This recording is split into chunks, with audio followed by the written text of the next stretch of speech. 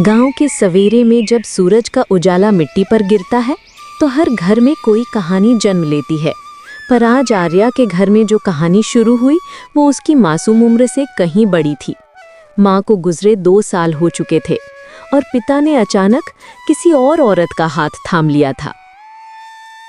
अरे महेश बेटा, ये कौन है बहू के कपड़ों में? अभी तो तेरा दिल संभला भी नहीं था और तू फिर से नई कहानी शुरू कर दी। तेरे बापू के जीते जी तो कभी ऐसे रंग नहीं देखे गए इस घर में। ये क्या हो गया है तुझे बेटा? कोई शौक है तुझे दुनिया की बातें सुनने का क्या? माँ, अब घर को किसी और के सहारे की जरूरत है।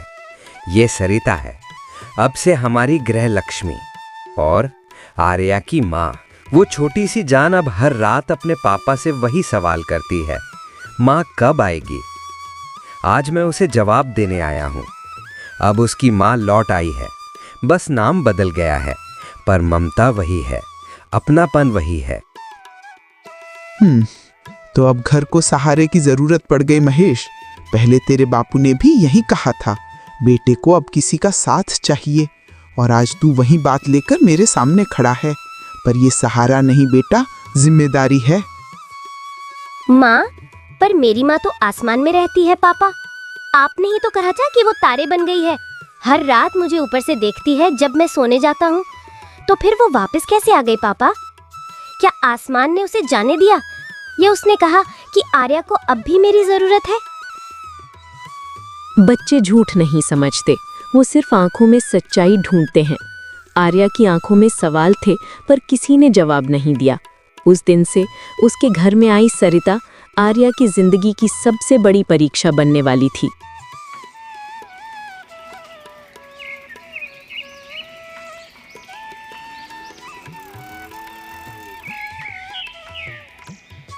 शाम को सरिता पूजा के थाल में दीपक रख रही हैं।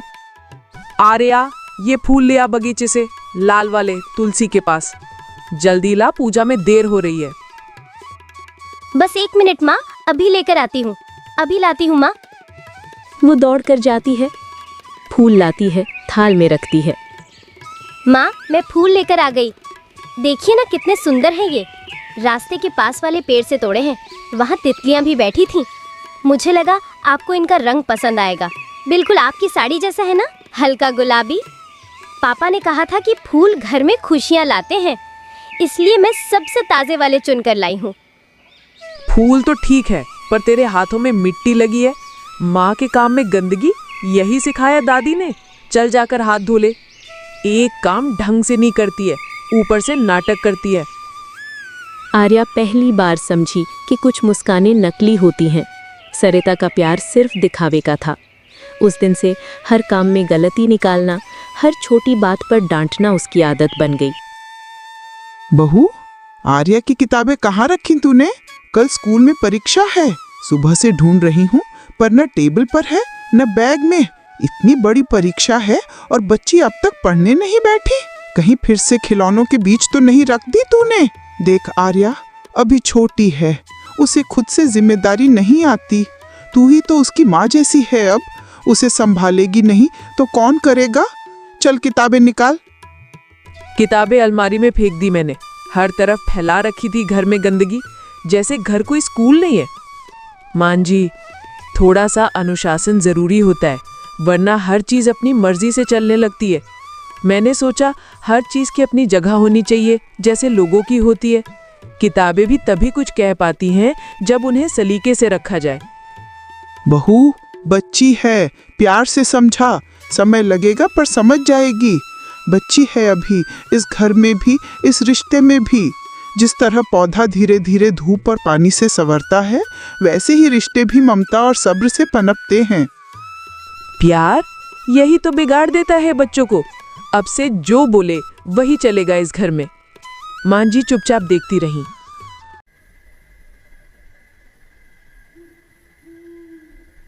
आर्या उस रात अपनी माँ की पुरानी तस्वीर के पास गई। बोली, माँ तुम होती तो ऐसा ना होता। तस्वीर मुस्कुराती रही, जैसे आसमान से कह रही हो, धैर्य रख मेरी बच्ची।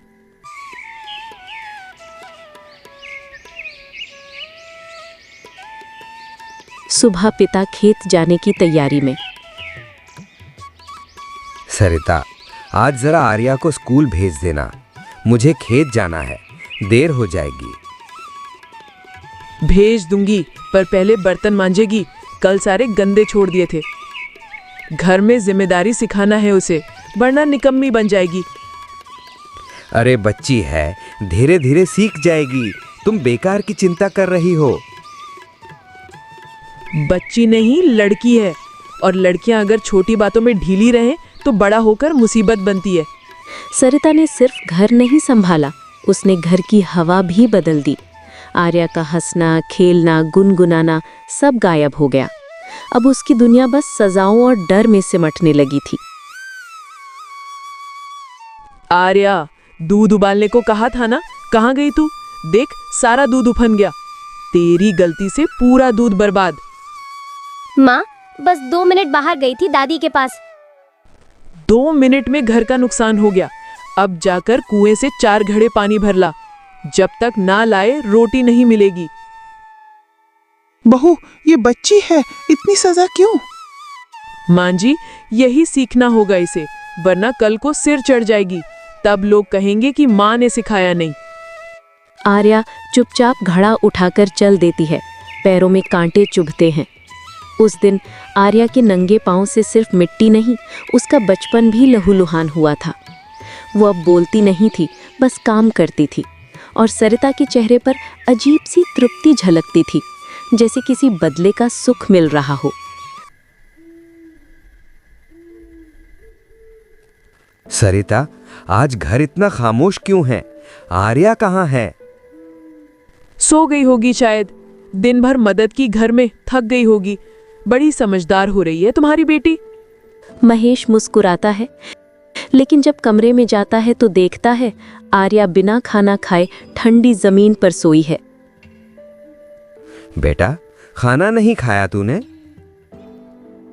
खाया था पापा, दादी ने दिया था। वो आंखें बंद कर लेती है।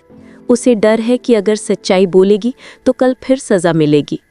पिता ने आंखें मूंद ली और बेटी ने जुबान। घर में अब सिर्फ सरिता की आवाज गूंजती थी, जो कहर बनकर आई थी और धीरे धीरे मासूमियत को निगल रही थी। पर वक्त हमेशा एक जैसा नहीं रहता। जिस दिन आर्या के भीतर का डर टूटेगा, उसी दिन उसकी कहानी बदल जाएगी।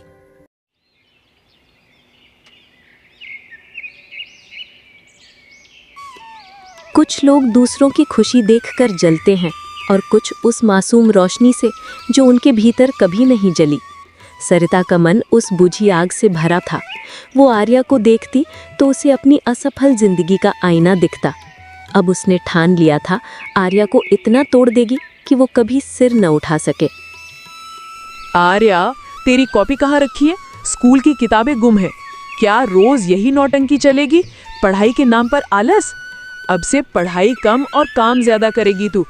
लड़कियों को अक्षर नहीं, मर्यादा सीखनी चाहिए। यही सिखाऊंगी तुझे।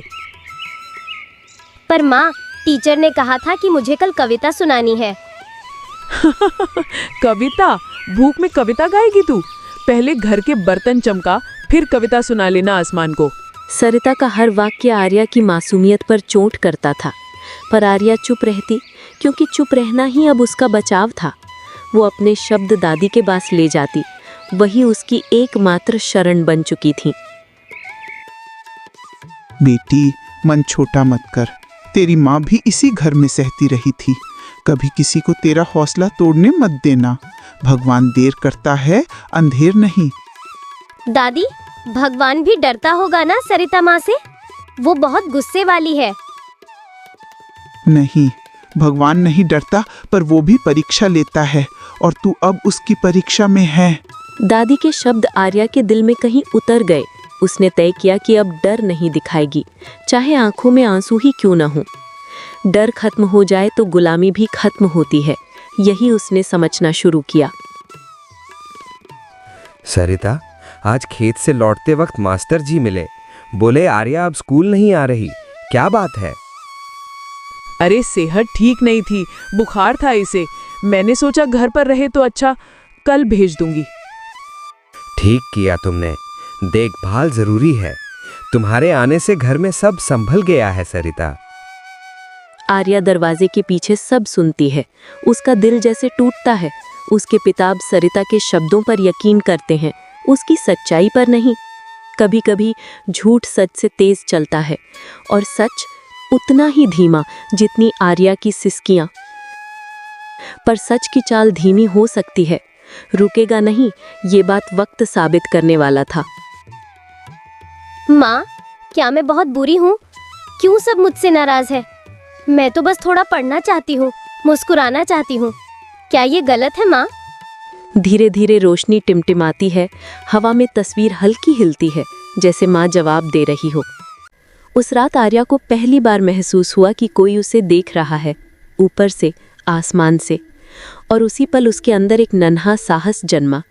वो सोचने लगी कि अगर माँ की आत्मा मेरे साथ है तो कोई मुझे हरा नहीं सकता।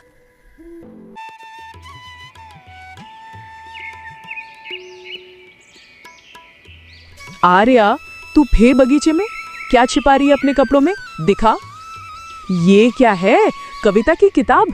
मैंने मना किया था पढ़ाई से, तूने मेरी बात का मजाक उड़ाया है। मैं बस पढ़ना चाहती थी माँ, इससे किसी को क्या नुकसान? नुकसान? नुकसान तब होगा जब तेरी जुबान चलेगी।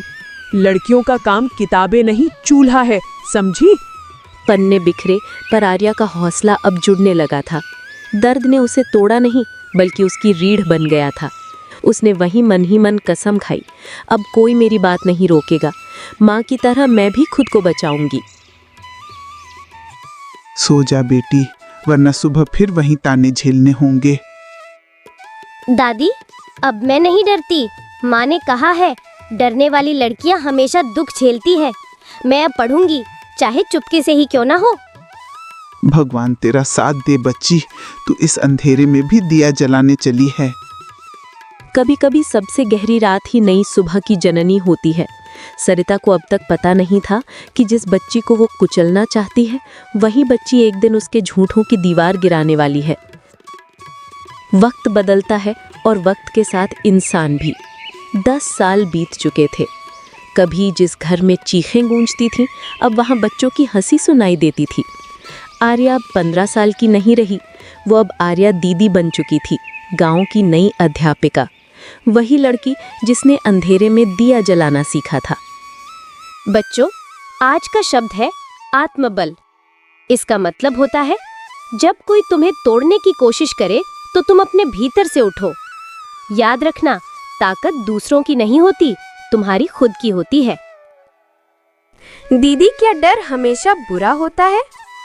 नहीं बेटिया, डर तब तक अच्छा है जब तक वो तुझे सावधान रखे, पर जब डर तुझे रोकने लगे तब उसे छोड़ देना चाहिए। गांव में पहली बार लोगों ने देखा, एक लड़की अपने जख्मों से फूल उगा सकती है। उसकी जीत उसकी माँ की अधूरी दुआ का जवाब थी। जो दर्द कभी बोझ था, वही अब उसकी पहचान बन गया था। दोस्तों, तो इस तरह की और शानदार और मज़ेदार कहानियाँ देखने के लिए हमारे इस चैनल को जल्द से जल्द लाइक और सब्सक्राइब कर लें और कमेंट करना न भूलें।